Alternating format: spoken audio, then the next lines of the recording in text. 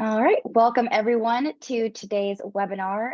We have a great partner today. Our partner is Bonterra, I think formerly known as Every Action, but they've kind of consolidated all their tools under one new name. And so we're really excited to have Mike with us today. But before we get into the main part of today's presentation, we've just got a few housekeeping items to go over. So today's presentation is being recorded. So if you're just running around busy with the few last minute items of year end and you want some time to review this later, you will be shared. This will be shared in your inbox within 24 hours. And then if you would like to interact and ask some questions of today's panelists, you can utilize the handy Q&A panel. We have reserved a few minutes at the end for your questions today, but if you have anything that's relevant that our panelists can answer that is on our current topic, we will ask it during the presentation. And then just going over our agenda really quick so you know what to expect today. We've got a quick poll to get a beat of where everyone is with their fundraising journey when it comes to omni-channel fundraising and marketing. And then we will go into what an ideal omni-channel experience looks like for your constituents, how to measure your success, best practices for setting up an omni-channel campaign, a few final thoughts and Q&A, and then some free resources today that you can take as you are planning your omni-channel campaigns. So before we go into our speakers, I'm just going to get this poll launched. So we would like to know, for our participants who are here with us today, what are you hoping to learn in today's webinar? Are you hoping to just get a basic understanding of omnichannel marketing and some examples, how to execute the strategy in your CRM? Maybe you have some omnichannel efforts and you're just looking to improve them and learn a few new things today. Or maybe you have a kind of rudimentary CRM, but you may not have the ability to execute your campaigns in every channel that you would like to, and you would like to get some ideas for technology that can help get you where you want to go, or all of the above. So, all right, we've got 100% of our answers, and I'm going to go and end the poll and share the results. So it looks like about a little under half of you would like to get a basic understanding of omni-channel marketing with some examples. And then our next largest answer is how to actually execute it in your CRM. So great to know where everybody is. And we'll just pull those down. All right, so without any further ado, I'm thrilled to introduce today's speakers. So Kacey Crawford is our resident expert in digital marketing and fundraising, and she has experience spanning over 20 years at organizations like Sierra Club and Paralyzed Veterans of America, and she leads our digital practices here at Pursuant. We are also joined by Mike Liddell, and Mike has 2 decades of experience at the intersection of technology and nonprofit communications. His current role is serving as the general manager of digital for Bonterra, where he oversees all their digital marketing products, services, and payments functionality. Before joining Bonterra, Mike worked at the Treasury Department at the Obama administration, the Democratic Senate Campaign Committee, and advised a number of nonprofits, including Alzheimer's Association, Community Foundations of America, the Clinton Foundation, and Hillel International. So Mike, welcome. We're so happy to have you with us today. Thank you. Thanks for having me. Yeah. All right. So Mike, why don't you kick us off? You have a really great story. You've got a really great story about an omni-channel experience that you had with Best Buy. Yeah, sure. You know, I talk about omni-channel a fair amount with our clients and with other folks. And I always like to start off with a little bit of a story, which I think is probably similar to one that many folks have probably experienced. But, you know, I recently was in the market for a new TV, you know, and I'm sure you all have kind of been through similar experiences with various other major appliances. But, you know, I did the same thing that a lot of people do. You know, I went online and I searched and I figured out what the best TV was that I wanted. And of course, you know, I eventually made my way to the Best Buy website. You know, once I found my TV on Best Buy, I wasn't quite ready to buy, wasn't committed. So, you know, I was looking around, but of course started to notice that there were ads for that TV that were following me everywhere I went on the internet. And, from Best Buy, click here, buy the TV now, etc.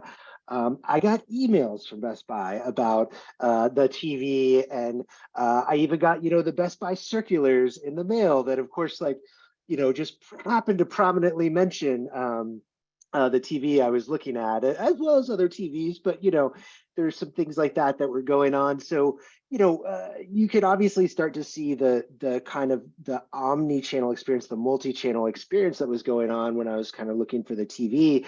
But then it continued. So once I went through and I bought the TV, of course I upgraded and I added the Geek Squad installation of my TV, which I knew about from all these communications that I've been receiving from Best Buy.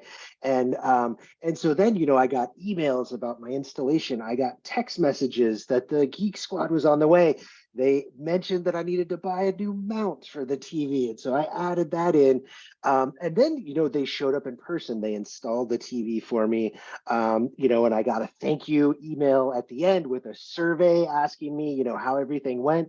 And when you start to think about that experience, one, that's what, as a nonprofit, all of your donors are having similar experiences like that in the commercial world, in the retail world. That's the expectation that folks are starting to have for how they're going to interact with folks online and through all these different channels.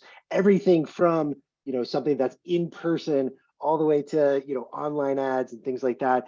And so and I think the challenge for us and what we'd like to talk about today is how can, as a nonprofit, how can you have a similar experience without necessarily having the budget that Best Buy has to be able to accomplish those things. So so that's what I always like to start off with, is just kind of center everyone there around what that omni-channel experience can look like, but then also recognize that we need to implement it at a nonprofit scale, and yeah. So hopefully that's what we'll be talking about as we jump into the rest of the webinar.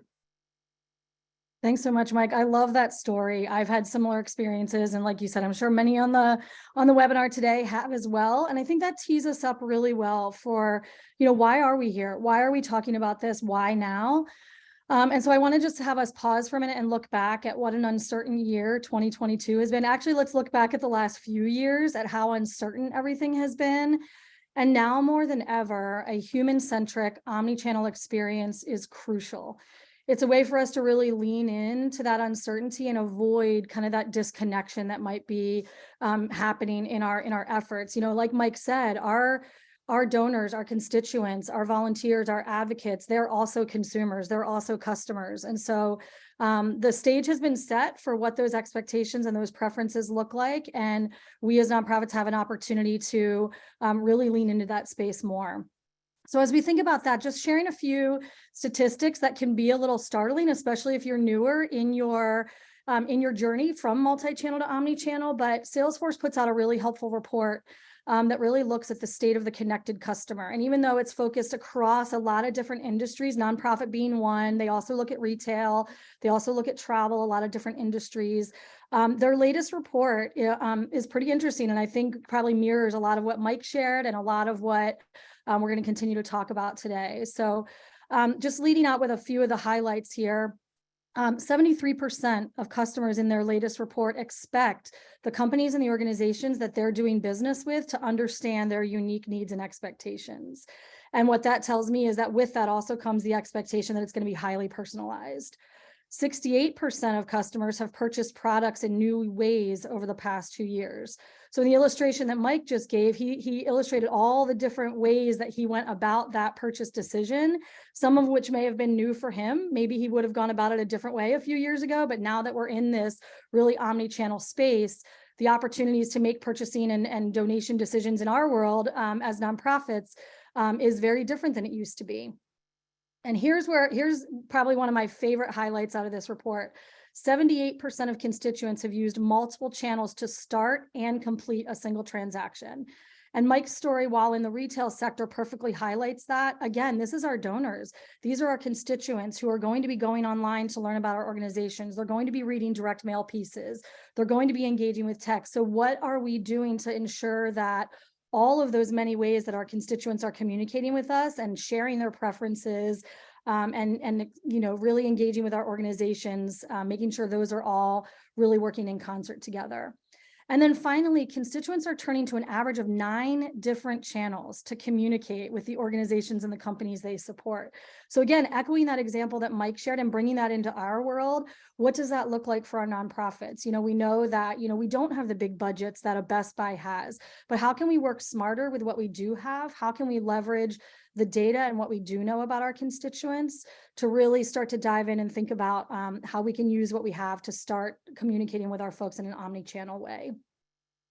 So we want to go ahead and go to the next slide. So when we think about, why should organizations be thinking about this? What's the benefit? You might be thinking, or you might be in an organization where, it's not broken. So why do anything different? And again, hopefully we're starting to lay the foundation and really build the case for today's constituent, today's prospective donor is a lot more savvy.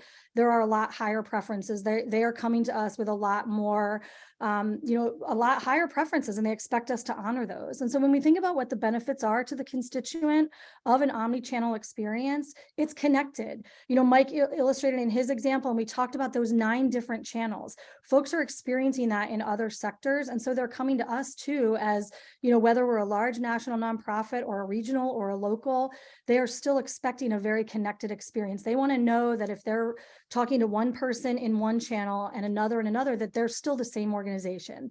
They want to have that trust that all of these channels are connected, that the organization is well connected, and it's a one experience. It's a very connected one singular experience. They also want it to be tailored. Again, back to those preferences. Personalization is not a nice to have anymore. It's a must have. Folks are really expecting, if I'm going to share information, or as you're learning information about me as your constituent, I expect you to know me. I expect to be known and to know you as an organization. And so what are we doing to really think about how we're tailoring those experiences? And then seamless, in those 9 channels, folks want to be able to move back and forth. Mike started his search for a TV online.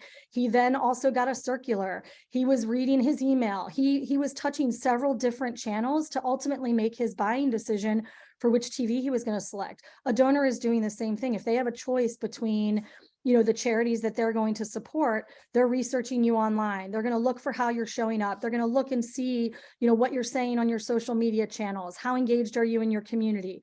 They're really paying attention to all these ways. And so making sure that we're offering those seamless opportunities for constituents to decide how they move back and forth and in and out of our various channels. But it doesn't just stop there. Oh, sorry. Go ahead, Mike. Well, I was going to say the one thing too I would highlight here is the no silos piece. I think has really big implications, not just for kind of thinking about communications, but even how you structure your team, how you 100%. The technology that you use, things like that, how the data moves.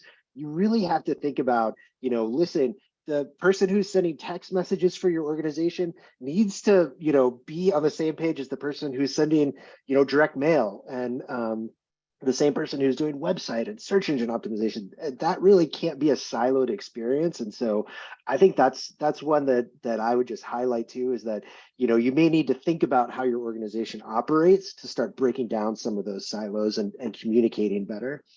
But sorry to interrupt you there, Kacey. No, I think that's a really great point. I think it's an important one, and recognizing too that a lot of nonprofits, I know at some organizations, certainly at the organizations that I've been at, either there was not a marketing function, or development and fundraising absorbed that, or marketing was separate. And so, organizations are structured in all different ways. So I think you're exactly right. Figuring out the way that those teams are going to come together with common goals. And really, we're going to talk about measures of success later. What are those common KPIs that both of those teams can be working on together, so that, you're both investing at the end of the day in the same constituent experience, and sharing those goals and sharing that lift, for sure. Great point. So as we move on, and if we can go to the next slide, great, thank you. The benefits don't just stop with the constituent. There are benefits to the organization as well. So when we think about, what it looks like for organizations to start to shift the mindset, because that really is where it starts, right? We're shifting from this more siloed approach over the years into this more like, how do we start to look at all of these different touch points and all these different channels in concert with each other? There are benefits for the organization. These are just a few. These are not, these are not it. But these are some of the ones that we find to be more, just more valuable. So definitely when we think about loyalty, retention, and the lifetime value of our constituents, the more we are honoring their preferences, the more they are going to stay in tune with us. And so when individuals are having to make that choice of the organizations they're going to go deep with, they're going to select the organizations that meet them where they are and honor where they are on their own journey and are able to bring value into their, what they're trying to accomplish as a donor, a constituent, a volunteer, an advocate.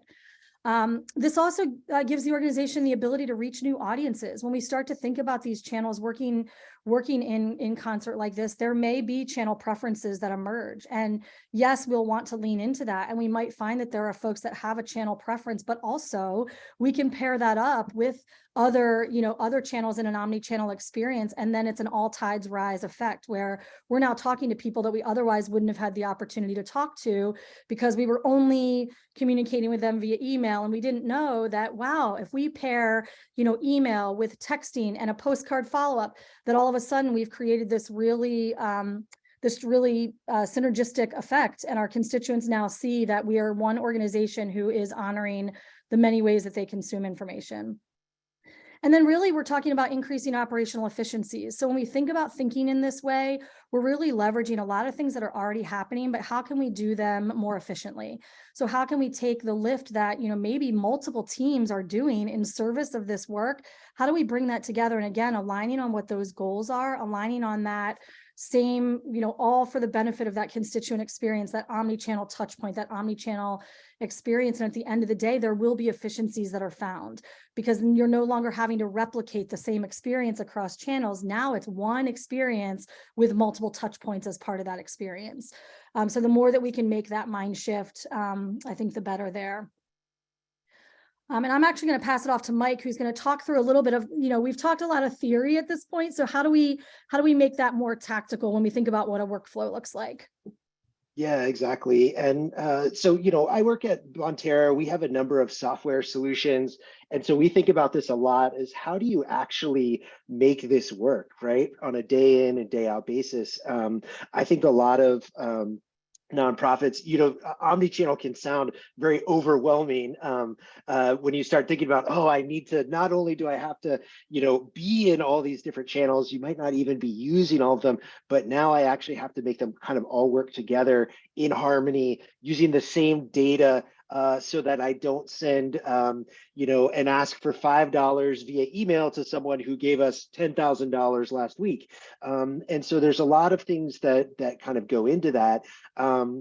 But one of the things to think about, and whatever systems you use, these things apply to all different technology systems that you're on, not just necessarily the things that we're using, but yeah, you need to approach this from the perspective of the actual workflow, how you're going to be able to execute this. What channels are you in? So are you sending email? Are you sending SMS messages or MMS messages? And if not, maybe you don't necessarily want to be in all those different channels. You can step back and approach it from a strategic perspective of what your donors and constituents are really looking for, how they want to communicate with you. But all of those channels, you need to find a way, you need those technology tools to be able to communicate through those channels, but you need those tools to also be very easy to use. They need to be tied back and integrated with your actual data, your constituent data, so your CRM data, and you need to be able to have those work in concert with each other. So, those are all things to look for in a technology solution. Many of you probably are already in a solution that does these things. If you're not, there are other solutions out there that you can go and find, or you could be in a solution that you need to add a solution on top of what you have, and it needs to be integrated. So those are all things to be thinking about. again, whether you're just doing email, you just have a website, or if you're starting to add in SMS, if you want your direct mail to be communicated and or integrated and be part of this whole communication strategy, if you're doing things like surveys, et cetera. So, so yeah, that's the omnichannel workflow, and definitely something you should be thinking about. And then also, of course, thinking about, once you have that workflow, how are your constituents going to be impacted? How's it going to be personalized to them? As we've already been talking about, Kacey highlighted some really good points there around that personalization. People want to be treated in a way where it's personalized, it's tailored to their experience, and that is seamless as well. So all those things need to be taken into account as part of that workflow. Okay. And I Mike, think too, I'll add to this slide also. I think this will be a great takeaway for y'all, especially if you're trying to make the case internally for how teams work together.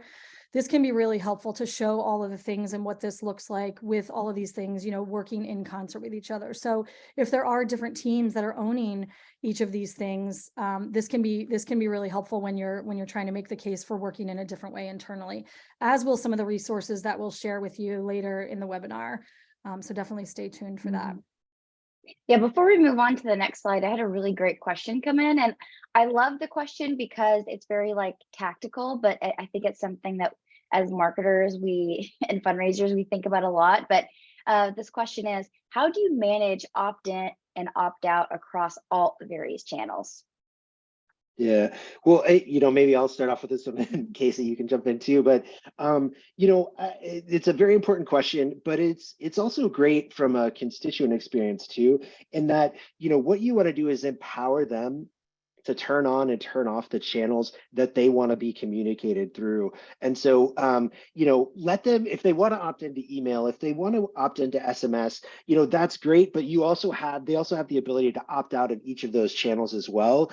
There's also, within our system, you can manage those different opt-ins across all the different channels. We also have the ability to essentially say, just don't communicate with this person anymore, turn off all communications. So you want to have that ability too, is if someone calls you up and says, listen, I'm done with this organization, for whatever reason, you want to be able to say, listen, let's not send them any more direct mail, let's not call them, we don't need to be communicating with them in any way. And so you want to have that ability as well. But I think aside from that, mostly you want to just give your constituents the ability to control those channels, opt in and opt out, and be able to do that. We also offer, and many of the systems out there offer a way for constituents to log in and be able to do things like, oh, you can see all your donations you've made, but you can also control all those communication channels and opt in and opt out of those things as well. And so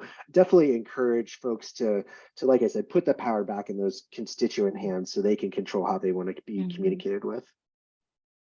I would echo that. Oh, sorry, go ahead, Leah. Oh, yes. Well, I thought occurred to me while you were speaking, Mike, is I think it's also important at the beginning of the experience, whenever you get someone's email, however you get your first point of contact with them, to let them know all the ways that your organization can communicate with them. Just as an example, the church that I attend is really big on SMS, and they anytime you go, they're always flashing that number up, and anytime they have some kind of new campaign, they send you a text message. And that's just the way that this organization has chosen to make it really easy to communicate with them, in addition to email newsletters, the occasional mailer, things like that. But I also I think it helps with the constituent experience. That way there's also no unpleasant surprises if they don't want to receive something. But just my 2 cents there, just of one kind of personal story of that. Yeah, no, I think that's key. I think that preference center, those, again, we're rooted in this honoring the preferences. I think another thing too is to also not fear the opt-out. I think we've been conditioned to fear that if we get an opt-out, or if that folks are selecting to not communicate with us in a certain way, that's somehow always a bad thing. It's not. It's us really honoring, whether it's the other side of the inbox, and honoring those preferences. And there are things that we can do from a content and a clever just marketing standpoint at that opt-out stage. Leah, you gave it as an example. Mike, you did too. What are the other ways? Okay, you're opting out of email. At that point, are we introducing them to another channel? Are we then saying, do you want to continue to hear from us? How are we leveraging our content at that point and our storytelling to keep folks engaged with the organization just because they're opting out of one particular channel, or even if they're opting out with us altogether? Can we make that an opportunity to encourage them to visit our social channels, to stay plugged in that way? I mean, I think there's ways that we can kind of turn away from the fear of the opt-out and turn that into honoring the humanity on the other side of the experience, for sure. Great stuff. Keep the questions coming. That was a great question. So now as we think about, what is this going to look like to measure success? Those of us that have been working in fundraising, especially for a long time, we have our tried and true KPIs that we look at. A lot of those have stayed steady, but when we think about omnichannel, in addition to those, there are some other things that we need to add into the mix that really show us the value, because they're not all going to be transactional upfront, and they shouldn't be. We're talking about a really holistic human experience here, and so we want our KPIs to reflect that. We want our measures of success to reflect that. So we're going to share with you some other things that maybe you're not currently looking at your organization, or maybe you're earlier on in your journey here, but these are some different things that you can start to look at. Again, some of them are probably familiar because they fall within some of those standard kind of fundraising KPIs that we would look at, but some other things may be new to you. So when we think about, we have, of course, retention measures on here, we have our lifetime value. But when we get into things like form and page abandonment, where are folks dropping off? Are they having a disrupted experience online? How can we remedy that?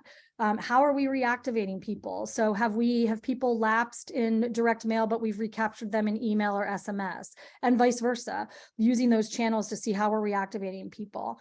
And then Mike, if you want to share some of the things on the other side of the column too, and specifically how every action helps with that. Yeah, sure. So, channel preference is what we were really just talking about. That's obviously something that I think you can ask people and see what they opt into. But also I think you can look deep into the stats and see, hey, we're sending Kacey, email and SMS and direct mail, but it turns out she only sends us a check back when we send her a piece of direct mail, and understanding those preferences and how people are using those different channels is very important. Then the other things too is I would think lots of times I think that I'm a digital person. A lot of the people I talk to are kind of the digital marketing folks. I think often they forget about other ways that folks may be interacting with your organization that you want to think about from an omni-channel perspective. So things like, are they coming to events? Does your organization do events? Are there fundraising events? Are there other sorts of events that they might be coming to? Are they volunteering? Have they taken an advocacy action? Things like that are really important to keep in mind as well. And those kind of in-person channels or other channels that maybe you might not be thinking about because they're maybe not fundraising based, can also be really important in understanding how someone is interacting with your organization. And then a couple other things, referral rates. So within our system, we actually have a way for you to track if someone makes a donation or takes an action and then they share that action out. We have a way to track and see. So for instance, if Kacey and I both made a donation and we both shared it on Twitter after we made that donation, you can actually look within our system and see that, oh, I shared it on Twitter, but no one took action when I shared it. Meanwhile, Kacey shared it and she got 10 more people to take that action or make a donation. Understanding those sorts of things are really important because you may want to go and communicate with Kacey in a different way, knowing that she has the ability to get other people to make donations or take actions. And then lastly, survey responses. I think this is another thing that folks often don't think about or use as much as they could. There's surveys are a great way to get people involved and really get them engaged. And there's multiple channels that you can use those surveys for, and that data can really help inform how you might want to communicate with folks in those different channels. So ask them which channels they prefer, ask them things like that, and that can really be a useful thing too. And that even goes back to the Best Buy experience I had, where they sent me an after purchase kind of survey. That's the same sort of thing you could do with your donations or other events, things you might be putting on. Ask folks about that. That's another way to kind of encourage folks to get engaged.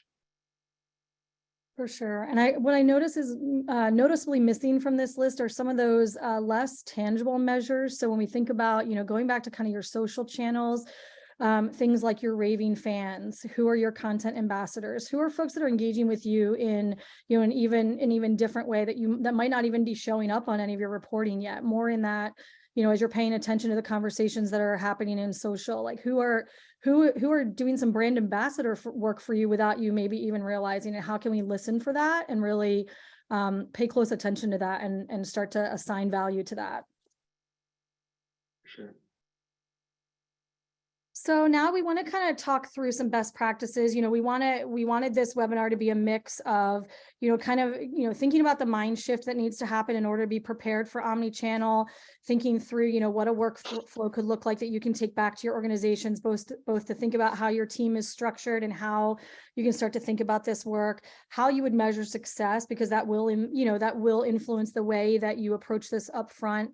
We now want to kind of go into some best practices that we've kind of anchored on in our years of doing this work. And, we continue to refine this list as we learn more, as more channels come on the scene, and as we broaden this omni-channel tent, if you will. But these are a great place for y'all to start, especially if you're earlier on in your journey. So I'm going to go through these, and Mike, I invite you to jump in as we go through these too. But I know we've already mentioned this, we always like to start with understanding your data. What do you already know? What do you already know about your current constituents? Where are they? Who are they? What channels are they in? What do they care about? What are the things that you already know? We talked about what an omni-channel constituent experience looks like. One of the things we talked about was seamless, tailored, really connected. And so the more we know about our constituents, the more we can start to imagine a better way to provide an experience for them. We also like to roll up our sleeves and map it out. There is nothing that beats mapping out your journey. You can see things in a different way when you really, from all the different inception points that folks have to your organization, really mapping out what is their experience from that point. If they attend an event, what happens next? Who's talking to them? How are they talking to them? In what channel? Get, paper, whiteboard, Post-its. We've done it all.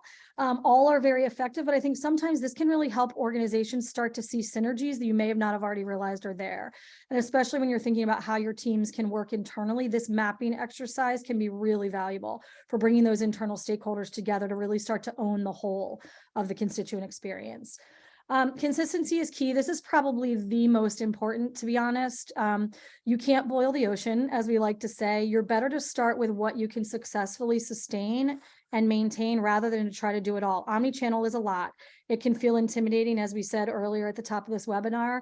Where can you start with what you can sustain? Maybe you add one channel and your version of omnichannel is, okay, I've got these two channels and they are in lockstep with each other and they are synced up, they are consistent. We're providing the best experience we possibly can in these two channels. That's great. Start there. Don't try to do too much, because I think what we find is a lack of consistency is what causes disruption in that constituent experience. And that's what we really want to try to avoid. We're really looking for a higher touch experience. And so consistency will be key. Yeah, and the one thing I would, I'll go, jump. The one thing I'll also say too is I think that kind of mapping the constituent experience is really important. And I think oftentimes, folks think about that as a linear kind of way. They think about there's lots of terms out there like the marketing ladder or the journey that kind of imply that it's this one directional thing. But I think it's actually much more like a jungle gym. There's kids everywhere. Some of them are going up the ladder. Some of them are climbing a rope. Some of them are coming down the slide. That's really how folks are interacting with your organization. It's not really in a linear way most of the time. There's actually lots of different ways that they're coming in. They might do something, they might volunteer for something, and you would expect that they, most of those folks will likely be good donors, but maybe they're going to do something totally different and take an advocacy action that you didn't expect or something like that. So keep that in mind as you're thinking about those journeys as well, is that they're not just going to be linear. They might be all over the place. I love that. And that's so important. I love that visual too, because, we know, and I think we see that a lot with websites, gone are the days where, homepages are everything, it's one of many doors into an organization. So that illustrates that really well too. So thank you for bringing that up, Mike. I think too, as we continue to think about, making this shift too, don't be afraid to test and innovate. I think this is the space as you're really growing in this area. And especially if you have a lot left to learn about your constituents, test and innovate. And innovate, I want to kind of put a caveat out there too. I think innovation can also be another one of those words that is intimidating because folks feel like it has to be, shiny, new, great. The whole set of innovation that we like to lean into is just doing things in a different way. And so for your organization, that might be revisiting some things that you've done that maybe didn't work for one reason or another, but if looked at through a new lens or tried in a different way, applied to a different group of constituent, there's a lot of things you can do in that innovation space that can really lend some good insights. So lean into that. Don't be afraid to test, fail forward. Some of your greatest learnings can happen just from trying things. And I know that's easier to say when we're in this stage of uncertainty, but we should not be afraid to continue to test. That's how we're going to learn and continue to evolve our practices. Texting is a really, as far as, thinking about if you're not already texting, it's a good low barrier way to start to add more of an omni-channel touch point. So we're glad to talk with you if you are interested in thinking about what texting could look like in addition to what you're already doing. It definitely helps kind of bridge that gap between digital and direct mail. We've seen it, that trifecta of channels, direct mail, digital, texting is a great kind of foundation place to start with omni-channel. So definitely talk to us further if you're interested in learning more about that. And then also, back to the surveying idea, and as we're talking about preferences, really talking to other organizations as well, watch what other sectors are doing. Also listen to your constituents. In all of those ways that you're collecting that data, just look and see what experiences they're having elsewhere.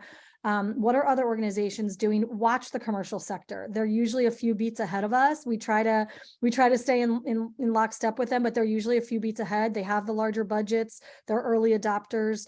So how can we look at what they've done, learn from, how they've kind of forged a trail there and take that forward into our work. Yeah, and I'll echo the texting piece as being a great place to start. We actually saw this past Giving Tuesday a number of our clients, some of our more cutting edge clients, I'll say, who were really, have embraced texting. They've already started building up their list, but have started doing combining texting with their other channels and really thinking about it from an omni-channel experience. So what they would do is kind of throughout the day, on Giving Tuesday, they were sending, 2, 3, maybe 4 emails during the day. But then we had a few organizations who sent sent text messages towards the end of the day and saying like, hey, there's only a few hours left in Giving Tuesday. And, but they also would do things like remove people who had already given that day so that if, you were opted into the text messages, you weren't getting an ask to give if you'd already given, but you were getting that ask, embracing kind of the immediacy of text messages with that natural deadline of Giving Tuesday. There's only a few hours left, and ask people to give that way. And so that, I feel like, this Giving Tuesday, we really started to see people starting to embrace texting as an omni-channel, medium, not just one that was kind of like, oh, the texting program is off on the side. We're going to incorporate it with everything else that's going on. I love that. So this is, getting a little more into the kind of the tech stack and how to operationalize this. We already talked about a little bit, having a CRM. I'm guessing that most of you, if you're at a nonprofit, there probably already exists, a CRM, a database of record where all your data lives on your constituents. That's obviously a really key piece. You need to be, collecting that data, keeping it at a centralized location, having that kind of store that is the database of truth that you can know that all the data kind of eventually ends up and lives there. There's also a marketing automation platform. So, this diagram kind of has that as a separate thing. Same thing with the analytics reporting. That could be combined in the solution that you're using. It might be a separate solution as well, but you definitely are going to need a platform that you can use to send through all of these different channels. And I'll also highlight that automation piece. So when you start really doing this, and especially doing it at scale, you have lots of different channels, lots of different people that you might be communicating with them. Don't think that you're going to be able to approach this from the perspective of like, I'm going to hand send each of these different messages or that sort of thing.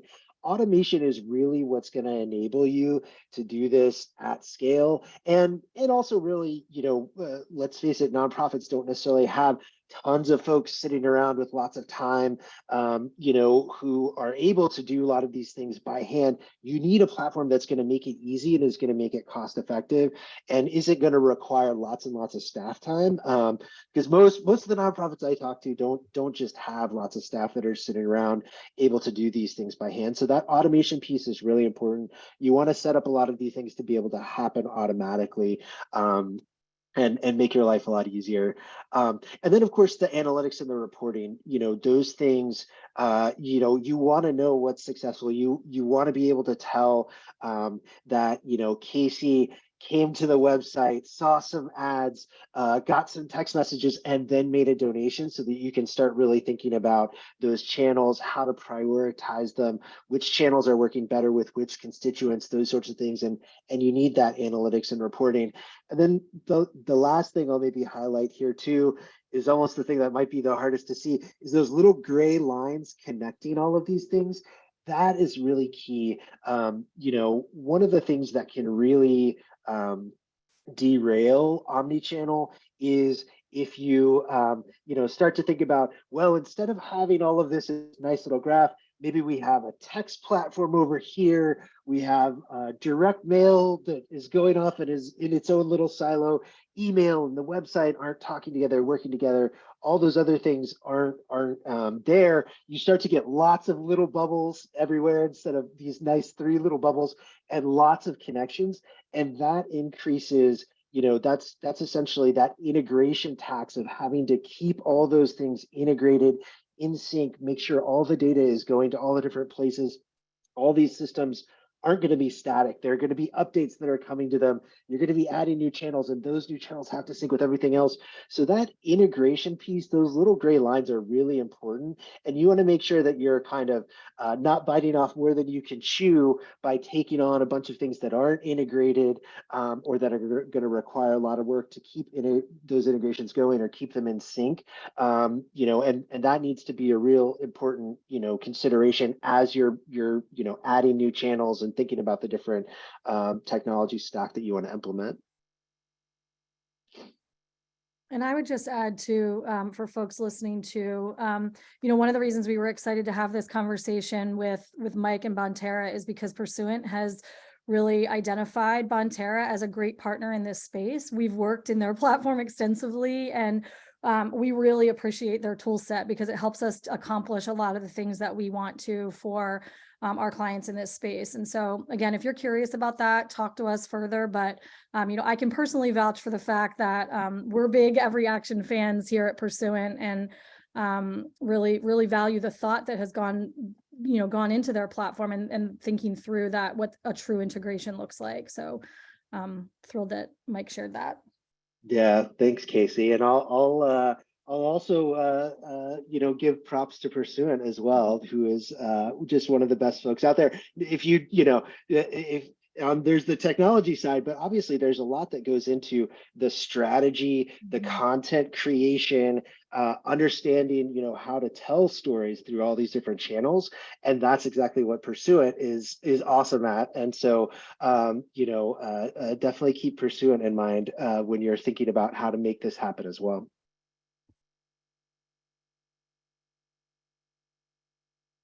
All right, I think we've got some time to jump into our Q&A. Thank you, Kacey and Mike, for walking through this presentation. I know that I feel like it's been a great kind of capstone to this series of webinars that we've been executing around omnichannel fundraising. I feel like obviously there's so much more detail we could go into when it comes to, kind of the nuts and bolts of setting it up. And so maybe in the future, it'd be cool to see an example of that in Bonterra. But let's go ahead and go into the questions. And then we also have some resources for folks who want to learn a little bit more. We would love to get your feedback at the end of the survey. You can follow this QR code to our survey, or it will also launch, it should launch in Zoom after we wrap up today. We always want to make sure that we're delivering content that equips you and makes your fundraising and marketing journey easier. So we would really, really appreciate that feedback, especially as we're looking at our Q3, Q1 of 23 calendar. We also have a resource here that is going to be delivered to your inbox tomorrow, and that is the ultimate guide to nonprofit omnichannel fundraising and marketing. I'm really proud to share that resource exclusively with our webinar attendees tomorrow. And then Every Action / Bonterra has a really great resource that is a omnichannel fundraising campaign template. So if you're wanting kind of a place to start from, you can leverage that tool, and that is free to download at Every Action's website. So I had one question that came in, which is, so if a fundraiser or marketer wants to begin this journey of being a true omni-channel fundraiser, how can they know which channels to focus on, knowing that, you know, taking kind of a crawl, walk, run approach is often the most sustainable and approachable way to start branching out and creating a more integrated experience for your constituents? Yeah, Mike, do you want to go first, or I can? I'm sure you have thoughts on this Yeah. too, Kacey. You know, I would say, you know, first start off with, you know, the channels that you're already in. So, unless you're like a brand new nonprofit, I think that you're already likely communicating through a number of channels. And oftentimes, you know, the first step is making sure that all those channels that you're already in are working together, and you're using that kind of omni-channel framework, you're implementing that from your existing channels. And then, you know, and that's kind of the you know, crawl, maybe that's the walk stage. But then when you are ready to run, once you've got that working well, then start thinking about the channels that you can add in on top of that. You know, as Kacey said, I think texting is a really good one to start considering for an initial one to add in. There's a lot of folks who organizations who aren't necessarily in texting yet, so you know, likely you're not there, but it is, you know, ubiquitous. Folks are using texting every day, as I'm sure you all are, and so you know, that's a really good one. Social is another one as well that maybe you might have dabbled in or something like that, but like really starting to think about some of those channels. A nice thing about social is that, you know, it's relatively cheap in that it's, you know, you can go and sign up for these channels and have a presence. And I don't want to say it's free, because it does cost time and you know, staff time to be able to create a lot of the resources. But oftentimes, you know, that's one that's easier to jump into because it doesn't require, you know, as significant of an investment up front. So so yeah, those are two I would think about. I don't know, Kacey, like I said, I'm sure you have lots of Yeah, no, I echo that completely. I think the one other layer that I would add into there is, as you're looking at the channels that you're already doing, audit that. What's working well, what's not, so that as you're thinking about bringing that into the omni-channel framework, like identify where you might have, you know, current friction points that have either gone undetected or unaddressed, and use this as an opportunity to fix those, shore those up, bring that into the omni-channel space. And then beyond that, I think as you think about who your new audience targets are, let that also help decide what channels make most sense for you to introduce that might be new. So after you've solidified your base and you have a good thing going with your current channels, I think, you know, organizations, you know, sometimes we let the channel lead rather than like, who are we trying to communicate with? So I think just taking a good hard look at like, what are your audience target goals? Like, do you have a, you know, do you have a growth segment identified with, and where are those folks, and have that, bring that into the mix. We've seen a lot of success with that. I know a lot of folks right now are talking about younger donors, and I do air quotes because that means such different things for different organizations. But if that's you, really defining what that means, what that looks like, and how you're going to start to invite those folks into the fold if you're not already, where, you know, again, where are they? What are they talking about? What are they interested in? And how can you communicate with them?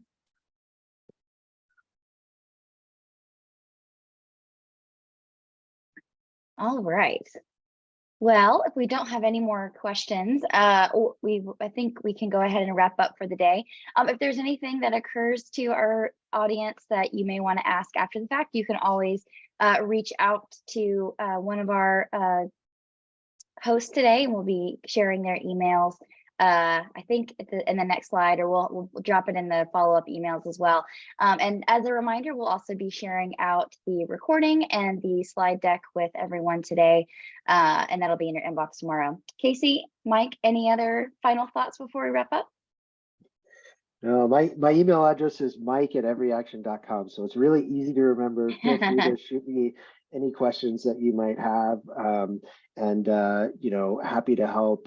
You know, as was said in my bio, like I started off my career working with nonprofits, doing fundraising, and you know, being a practitioner, and so I'm always up for helping folks who are doing, you know, who are in that same seat, because it was you know, it's not always easy, and especially it's a busy time right now.